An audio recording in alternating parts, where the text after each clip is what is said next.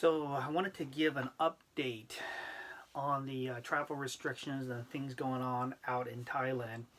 I waited as long as I possibly could before doing this video. There was some information that came out, but I wanted to confirm that, and then I wanted to see exactly how the processes would work. And so now that I got a little more feedback, I'll go ahead and report. But to give you a quick update on the COVID situation here in Thailand. 2 days ago, they had an all-time high of 4,887 infections and 32 deaths. Yesterday, it was reported that they had 2,256 infections with 30 deaths. And so those numbers are high in relation to what's been reported since the beginning of the COVID situation. So these numbers are considered high numbers. Um, Now, in terms of why that's happening, of course, we know that there was Thai New Year just back in April last month.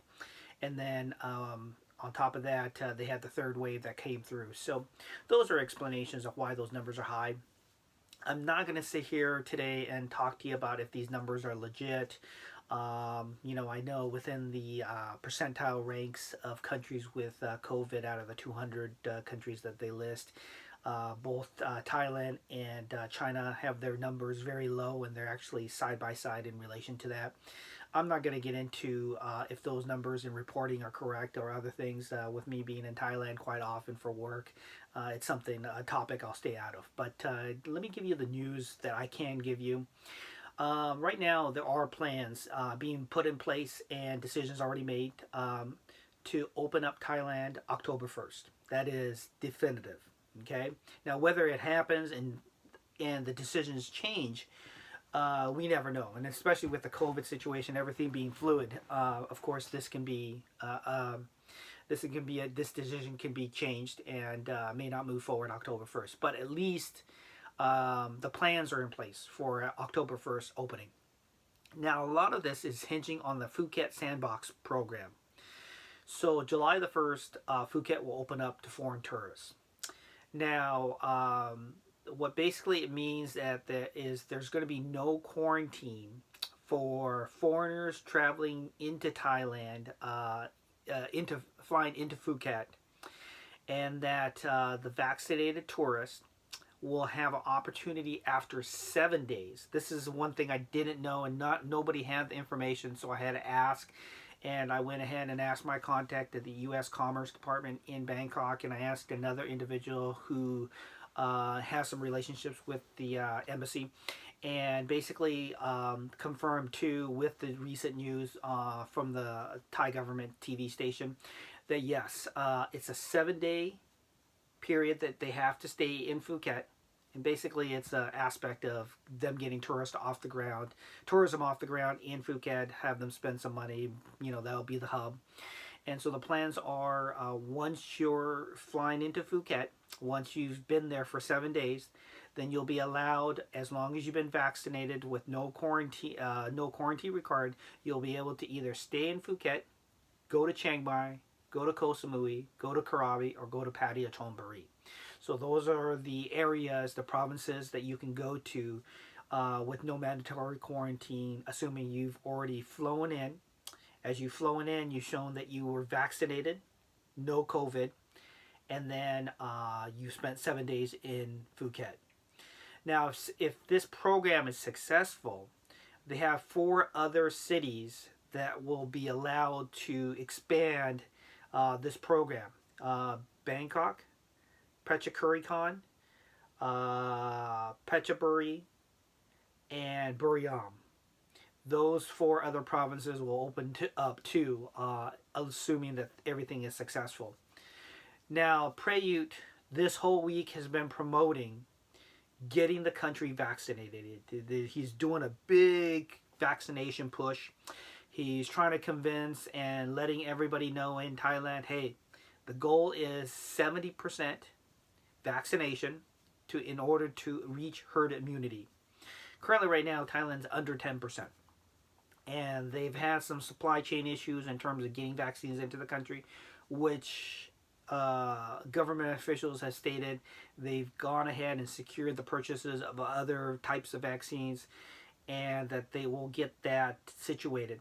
On top of that, the good news is not only are the hospitals giving the shots, but they are even there was a mall. I think it was located in the northern part of Bangkok. I've been to this mall before, and you can get a shot there. And then a number of private clinics are now going to be allowed to give shots, and so the opportunity to get a shot at a variety of locations are going to help. Now, like I said before in the previous video, a lot of this problem actually stems from not only not having enough vaccines, on top of that, being able to distribute it properly, and then also the fact that I think majority of Thais are hesitant to get the vaccine. Right? I mean, if we're having people who are hesitant in the European Union, within the UK, within the States, I think the United States is only at 54% vaccination, and we've been doing the vaccination program a lot longer. We've had the shots available for a lot longer. We have a better supply and distribution chain than they do in Thailand. And even at all those positives, we're only at 54%. So I really have a hard time believing that Thailand's going to reach 70% this year, let alone ever. So we'll wait and see how that goes. But the goal is for July 1st, Phuket will enter the sandbox program. And then once you spent your 7 days in Phuket, you'll be able to go to these other provinces. And then they'll add the 4 additional cities. Now, Prayut all weeks are declaring a vaccine a national agenda. He's urging Thais to get vaccinated. He's ordered 100 million doses of additional doses of vaccines, and then he's also secured 50 million more doses from another different source.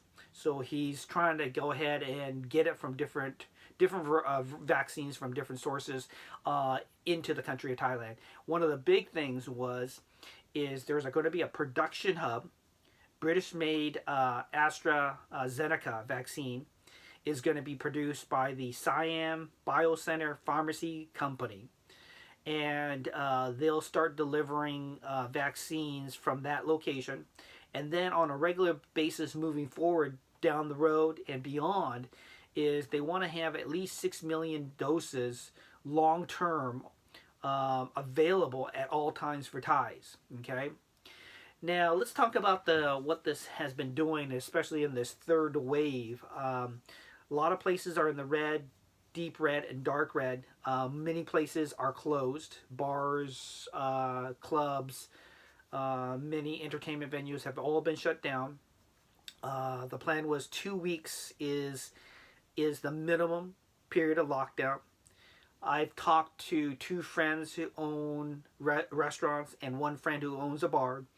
And their thoughts on this as business owners is that more than likely they would be happy with the 2 weeks and keeping it at a minimum of no more than 2 weeks, but they would not be surprised if some sort of reduced opening and early closing, or not even moving forward with the opening until the end of the month.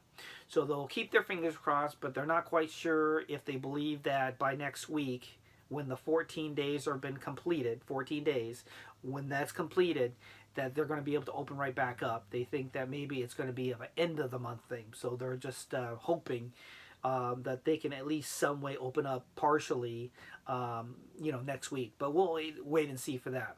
Now, in terms of the hotel side, I did get some news, and I confirmed it already to make sure it's accurate.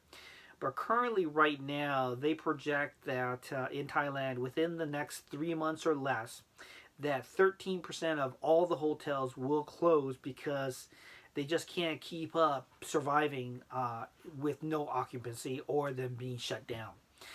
Now, currently, right now, the occupancy level in Thailand is at 18%. Okay, so currently in North Thailand, they have 4% occupancy. In the Northeast, they're at 11%.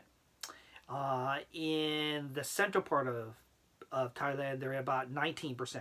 And in the south part of Bangkok, where majority of the islands and resorts in Phuket are, Krabi, Koh Samui, all those places, they're at 23%. The Hotel Association of Thailand has already told the government, if travel restrictions aren't lifted very soon, and we start gearing toward already being open, not talking about being open, but really being open and getting people to trickle in here, they won't be able to survive. And so there already the numbers show that 13% of all hotels will be closed within 3 months or less, if they don't start moving forward, where they're able to take reservations and get people in the doors at a higher percentage. So that's a little bit about what's going on in Thailand. I don't want to give too much thoughts on what I think or don't think beyond what I've already stated. I'll pass on any news that I see as relevant, and I will confirm the information before passing it on to you. But that's a little bit of what's going on this week. I waited about a whole week before posting all this information because I wanted to confirm the information. I also didn't want them backtracking what they already said. But this is the information that I have that is pretty relevant, that I was able to confirm on that. I'll be in touch regularly if I see information that is prudent and correct, or is of major news. I expect more news to come out midweek of next week, so I may go ahead and do a video at that point.